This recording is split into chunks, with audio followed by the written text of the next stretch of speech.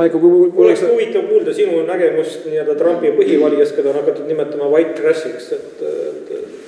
Kuidas nad on kujunenud, kas see on ülekohtune, kas see on sildistav? See on kindlasti ülekohtune, see kindlasti on sildistav ja kogu probleemi juur tegelikult selles peitubki, et seda on aastakümneid tehtud, neid on kogu aeg sildistatud, neist on kogu aeg sõna otseses mõttes üle lennatud neid osariike, kus Trumpi põhivalija elab, kutsutakse inglise keeles flyover states, mis tähendab põhimõtteliselt, need on need osariigid, kust on võimalik üle lennata, et sealt sinna kunagi ei lähe ju keegi.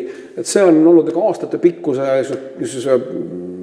kõrgi ja minu meelest täiesti põhjendamatu üleoleku resultaat. See, et tuli üks šarlatan, ma julgen seda sõna kasutada Trumpi puhul, kes valetas neil näod ja silmad täis ja inimesed valisid teda ja väga raske on neid süüdistada selles, et nad teda valisid.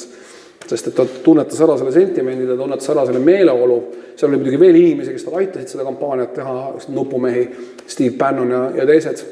Aga ma arvan, et kogu probleemi tuum on see, Putin panustas ka ikka läbi sotsiaalmeedia. Noh, jah, tundub näib nii. Aga probleemi ise on ikkagi see, et aastakümneid on suurt osa Ameerika Ühendriikidest koheldud halvasti, kuidagi nagu varjamatu üleolekuga. Ja see sama on tegelikult toimunud ka Eestis.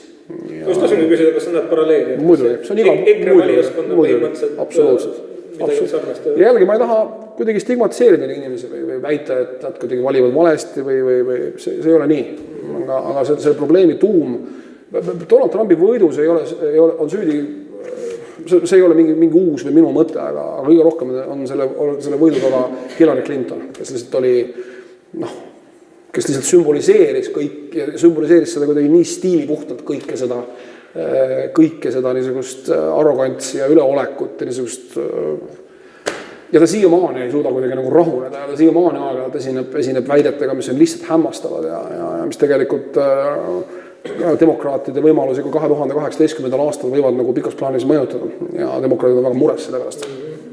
Huvitav, et ERR või keegi teine ei ole seda sinu ekspertiisi nagu hakanud ära kasutama, et tütarlaps seisab Valge Maja ja ta ei leia isegi mitte ühte kohalikku ajakirjanikku, keda seal intervjueerida, ta tavaliselt peab mingit monoloogi otsa Ameerikast ja otse eetris. See ongi üsna keeruline muidugi, ma arvan. Aga ütleme, ta võiks kas või kasutada koha peal olevaid eestlasi, kes natukene võib-olla asjadest omavad mingit vaadet ja mingit arusaamist.